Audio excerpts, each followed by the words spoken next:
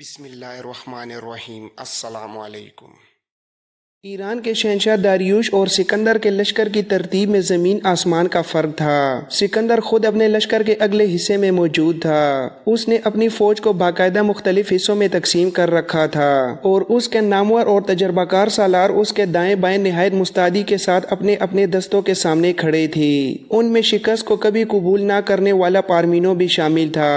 اس کے علاوہ سکندر کا قریبی رشتہ دار بطلیموس تھا جو ایک قابل اور ذہین سالار کے طور پر جانا جاتا تھا۔ ان کے ساتھ اینٹیگونس، کلائٹس اور نوجوان مگر پرجوش فلوٹس بھی موجود تھے۔ سکندر اپنے ان قابل سالاروں کے ساتھ مل کر ایرانی لشکر کا نہایت باریک بینی سے جائزہ لے رہا تھا۔ دوسری طرف ایرانی لشکر کی حالت یہ تھی کہ تعداد میں وہ یونانی لشکر سے کہیں زیادہ تھا، مگر سب سے بڑی بدقسمتی یہ تھی کہ ان کا شہنشاہ داریوش خود اپنے لشکر کے اگلے حصے میں موجود نہیں تھا بلکہ پیچھے کھڑا تھا، جبکہ آگے اس کے سالار اپنے سپاہیوں کے ساتھ یونانیوں کا مقابلہ کرنے کے لیے تیار کھڑے تھے۔ یوں دونوں لشکر تاریخ کے خالی صفحات پر ایک ہولناک داستان رقم کرنے کے لیے آمنے سامنے کھڑے تھے، ایک ایسی داستان جس میں ٹوٹتے ہوئے جسموں کی چیخیں، خون میں ڈوبی ہوئی زمین اور وحشت کے وہ مناظر شامل ہونے والے تھے جو انسان کو اپنے ہی گھر کا راستہ بلا دینے پر مجبور کر دیتے ہیں۔ آخرکار ایران کے شہنشاہ داریوش کے حکم پر جنگ کا آغاز ہوا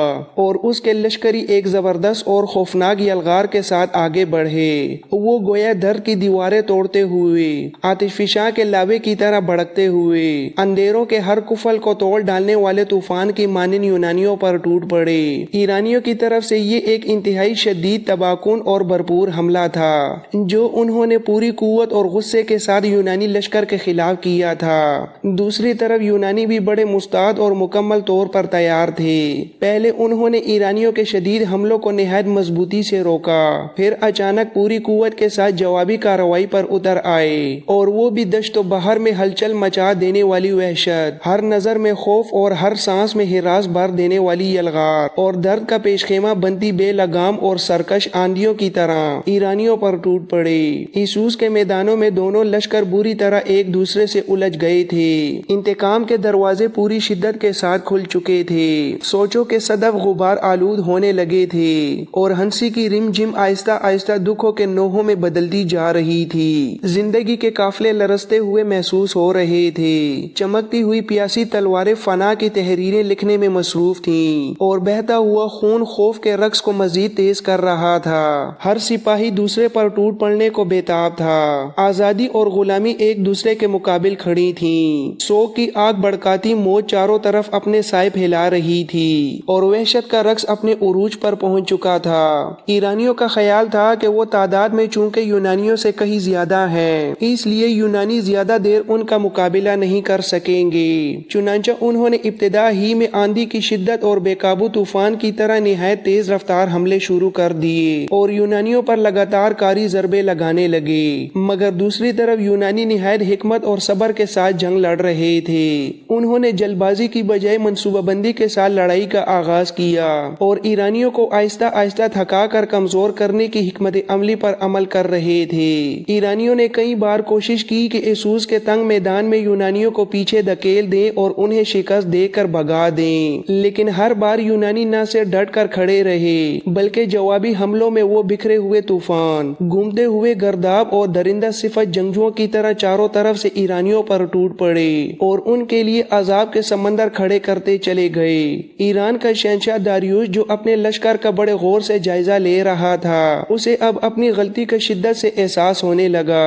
اسے ایک مقدونی سالار نے پہلے ہی مشورہ دیا تھا کہ یونانیوں کے مقابلے میں کسی بھی تنگ میدان میں جنگ نہیں کرنی چاہیے ورنہ ایرانیوں کو شدید نقصان اٹھانا پڑے گا، لیکن داریوش نے اپنے اس مخلص سالار کی بات کو نظر انداز کر دیا تھا اور اب وہ اپنی آنکھوں سے دیکھ رہا تھا کہ اس کا لشکر جو تعداد میں بہت زیادہ تھا اسوس کے تنگ میدان میں بری طرح پھنسا ہوا دکھائی دے رہا تھا۔ لشکری ایک دوسرے کے ساتھ گتھم گتھا ہو کر ہجوم اور جمگھٹے کی صورت میں آگے بڑھنے پر مجبور ہو گئے تھے۔ وہ نہ کھل کر لڑ سکتے تھے اور نہ ہی اپنے ہتھیاروں کو پوری آزادی کے ساتھ استعمال کر پا رہے تھے، کیونکہ ان کی صفیں اس قدر قریب اور جڑی ہوئی تھی کہ ہر سپاہی دوسرے سے تقریباً چپکا ہوا تھا، اور ہر لمحہ یہ خطرہ موجود تھا کہ کہیں ایک سپاہی کا وار اپنے ہی ساتھی کو نہ لگ جائے اور وہی اس کی موت کا سبب نہ بن جائے۔ دوسری طرف یونانی لشکر کی تعداد کم تھی، اس لیے یہ تنگ میدان ان کے لیے انتہائی فائدہ مند ثابت ہو رہا تھا۔ وہ اپنی صفیں پھیلا کر نہایت تیزی اور مہارت کے ساتھ ادھر ادھر حرکت کر سکتے تھے، اور سب سے بڑی بات یہ تھی کہ جب سکندر اعظم کے لشکری طوفان کی طرح ایرانیوں پر حملہ آور ہوتے تو وہ ان کی صفوں میں گھس کر ایک کے ساتھ دوسرے کو بھی کاٹ ڈالتے، کیونکہ ایرانی سپاہی ایک دوسرے کے ساتھ اس قدر سمٹے ہوئے تھے کہ ایک پر کیا جانے والا وار اکثر ساتھ کھڑے دوسرے سپاہی کو بھی اپنی لپیٹ میں لے لیتا تھا۔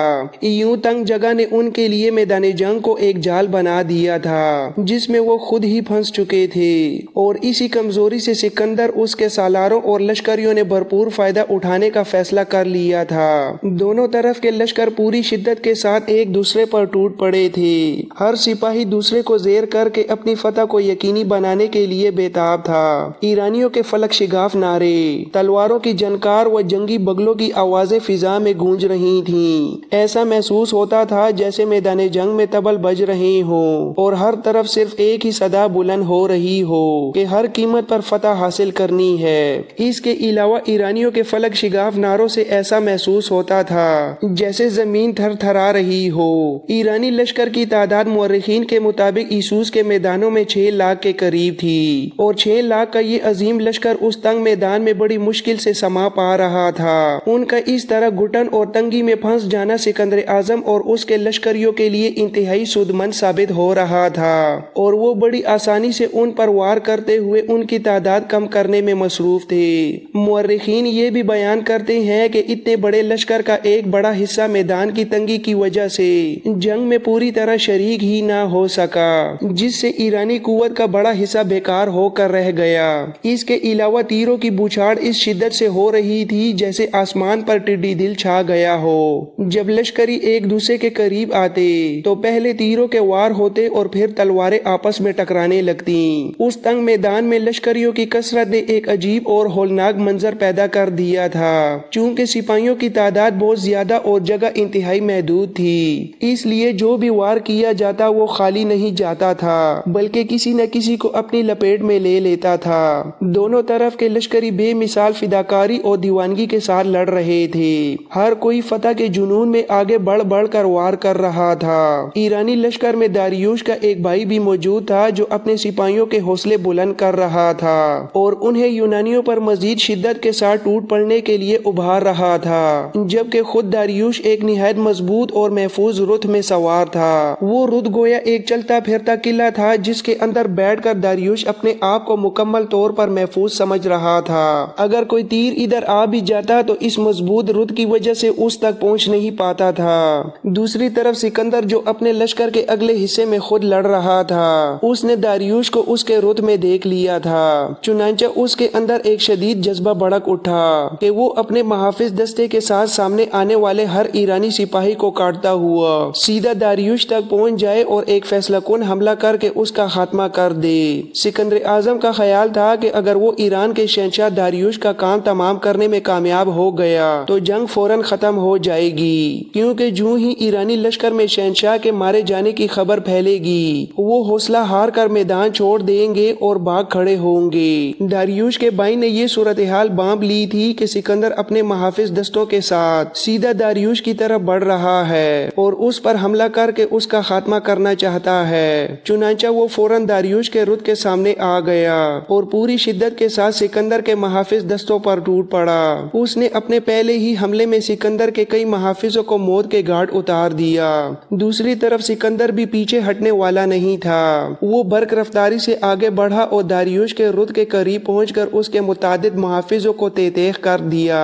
اب جنگ اپنے عروج پر پہنچ چکی تھی، اسوس کے میدانوں میں گھمسان کا رن پڑ چکا تھا اور چاروں طرف موت اور فنا کا ہولناک کھیل جاری تھا۔ میدان جنگ لاشوں سے بھر چکا تھا اور جگہ جگہ لاشوں کے ڈھیر لگ گئے تھے۔ اسی دوران جب سکندر اپنے محافظ دستوں کے ساتھ داریوش کے قریب پہنچا تو بدقسمتی سے داریوش کے رود کے کچھ گھوڑے زخمی ہو کر بدک گئے۔ گھوڑوں کے بدکنے سے رود کا توازن بگڑ گیا اور صورتحال انتہائی خطرناک ہو گئی۔ یہ منظر دیکھ کر داریوش کے دل میں خوف پیدا ہو گیا اور اس نے محسوس کیا کہ اگر وہ اسی طرح میدان میں رکا رہا تو یونانی حملوں کے سامنے زیادہ دیر نہیں ٹھہر سکے گا اور اس کی جان خطرے میں پڑ جائے گی۔ چنانچہ اس نے فوراً رود چھوڑا، قریب ہی موجود ایک تازہ دم گھوڑے پر سوار ہوا اور میدان جنگ سے فرار ہو گیا۔ اسوس کے میدانوں میں لڑی جانے والی اس جنگ میں داریوش نے نہ صرف بزدلی کا مظاہرہ کیا بلکہ ایک بہت بڑی اور فیصلہ کن غلطی بھی کی۔ اگر وہ اپنے لشکر کے اندر موجود رہتا، ان کا حوصلہ بڑھاتا اور آخر تک ڈٹا رہتا تو ممکن تھا کہ اس جنگ کا نتیجہ کچھ اور نکلتا اور تاریخ کا دھارا بدل جاتا۔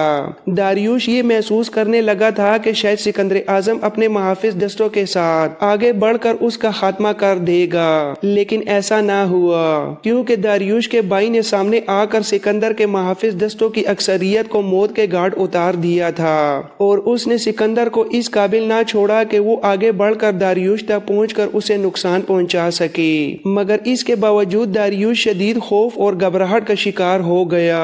وہ رود سے نکل کر گھوڑے پر سوار ہوا اور میدان جنگ سے بھاگ کھڑا ہوا۔ مورخین لکھتے ہیں کہ میدان جنگ سے فرار ہونے کے بعد داریوش نے پیچھے مڑ کر نہیں دیکھا۔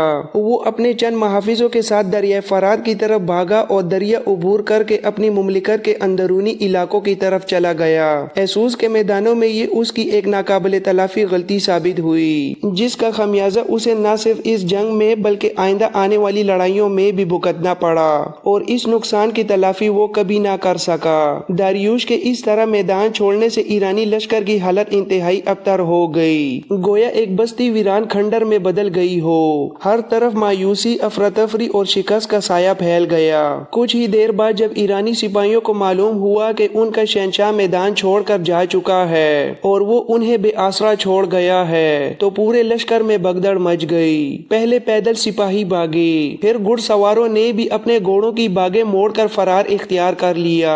اس بھگدڑ میں ایرانی سپاہی بری طرح یونانی تیروں کا نشانہ بننے لگے۔ اس کے بعد جب سکندر اعظم اور اس کے لشکر نے حملوں میں شدت پیدا کی تو ایرانی ٹولیوں کی صورت میں میدان چھوڑ کر بھاگنے لگے۔ کچھ کو یونانیوں نے تعاقب کر کے قتل کیا اور کچھ پر دور سے تیر برسا کر انہیں ہلاک کیا گیا۔ یوں اسوس کے میدانوں میں ایران کے شہنشاہ داریوش کو ایک بدترین شکست کا سامنا کرنا پڑا اور سکندر ایک عظیم فاتح کے طور پر ابھرا۔ مورخین کے مطابق اس جنگ میں تقریباً 1,00,000 ایرانی سپاہی مارے گئے۔ شکست کے بعد یونانیوں نے ایرانی لشکرگاہ اور پڑاؤ پر قبضہ کر کے اسے مکمل طور پر لوٹ لیا۔ وہاں سے انہیں بے شمار مال غنیمت حاصل ہوا۔ شاہی خیمہ بھی اسی پڑاؤ میں موجود تھا جس میں بے شمار قیمتی اشیاء اور سونے چاندی کا ذخیرہ تھا، جسے یونانی لشکریوں نے اپنے بادشاہ سکندر کے لیے محفوظ کر لیا۔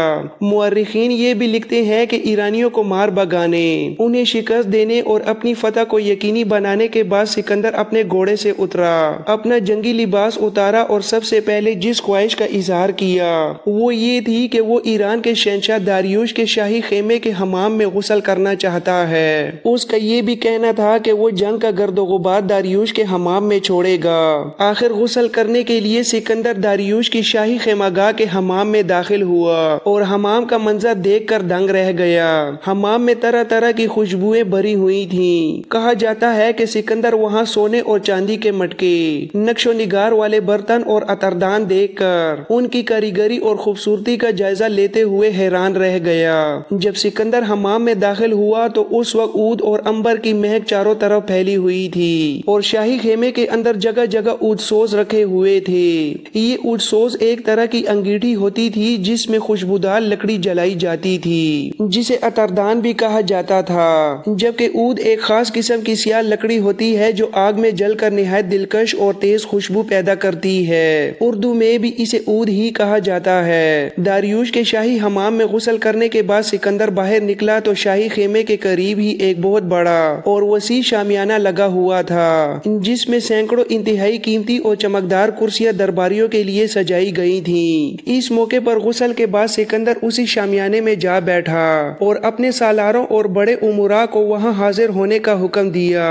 اس کے حکم پر تمام سالار، لشکری سردار اور امیر اس شامیانے میں آ کر اپنی اپنی کرسیوں پر بیٹھ گئے۔ جب سب لوگ جمع ہو گئے تو سکندر نے داریوش کے شاہی خیمے، اس کے حمام اور اس عظیم شامیانے کی شان و شوکت کی طرف اشارہ کرتے ہوئے ایک گہری اور پرجلال آواز میں کہا، بادشاہی اسے کہتے ہیں۔ داریوش کی بدقسمتی یہ تھی کہ اس نے اپنی جان کو ہر چیز پر فوقیت دی، حالانکہ وہ اپنے لشکر کے ساتھ اپنی بیوی اور اپنی جوان بیٹیوں کو بھی لے کر آیا تھا، اور اس کی 2 نہایت حسین شہزادیاں بھی اسی لشکر میں شامل تھیں جو اس وقت داریوش کے شاہی خیمے میں موجود تھیں۔ اس موقع پر سکندر کی عظمت کو واقعی سلام کرنا پڑتا ہے کہ اس نے داریوش کی ملکہ اور اس کی دونوں شہزادیوں کی حرمت اور عزت میں کسی قسم کی کمی نہیں آنے دی، بلکہ ان کے وقار کو پوری طرح برقرار رکھا۔